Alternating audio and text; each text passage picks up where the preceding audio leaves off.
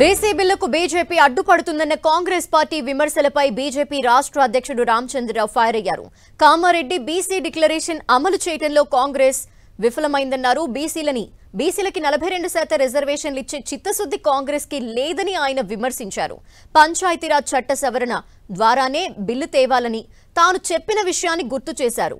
2 ఏళ్ల తర్వాత BC bill తెచ్చారని, అసెంబ్లీలో బీసీ రిజర్వేషన్ బిల్లుకు బీజేపీ మద్దతు తెలిపిందని రామచంద్రరావు స్పష్టం చేశారు.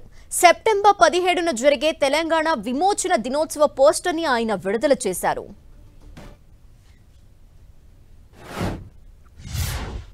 ఈ యొక్క కాంగ్రెస్ ప్రభుత్వానికి బీసీ సామాజిక వర్గానికి 42% రిజర్వేషన్ ఇవ్వాలనే చిత్తశుద్ధి ఉంటే న్యాయపరమైనటువంటి ఒక ప్రక్రియలోనే వీళ్ళు చిత్తశుద్ధి చూపెట్టేవాళ్ళు. నేను ఢిల్లీలో పత్రికా సమావేశంలో స్పష్టంగా చెప్పాను, 42% రిజర్వేషన్లు అప్పుడు ఉన్నటువంటి ఒక పంచాయతీరాజ్ చట్టం కింద మీరు చేయలేరు, దాన్ని మార్చాలి, అమెండ్మెంట్ చేయాలని చెప్పాను. ఆ మాటకు కాంగ్రెస్ పార్టీ నాయకులకు వాళ్ళకి అర్థం కాక ఈ బీసీకి వ్యతిరేకం అని చెప్పి అదేని చెప్పేసి మాట్లాడారు. మళ్ళీ చేసిన పని ఏంది?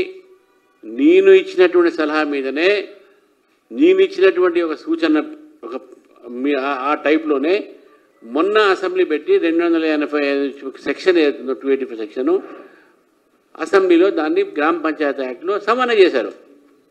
నేను ఫస్ట్ నుంచి అదే చెప్తున్నా, 285 యాక్ట్ సెక్షన్ మీరు అమెండ్మెంట్ చేయకుండా, దాన్ని సవరణ చేయకుండా మీరు రిజర్వేషన్లు తీసుకోరాలేరు, అది పొరపాటు అవుతుంది చెప్పాను. ఎందుకంటే దాంట్లోనే మెన్షన్ చేసిన 50% క్యాప్ అని సుప్రీంకోర్టు జడ్జిమెంట్ ఇప్పుడు వాళ్ళు చేశారు.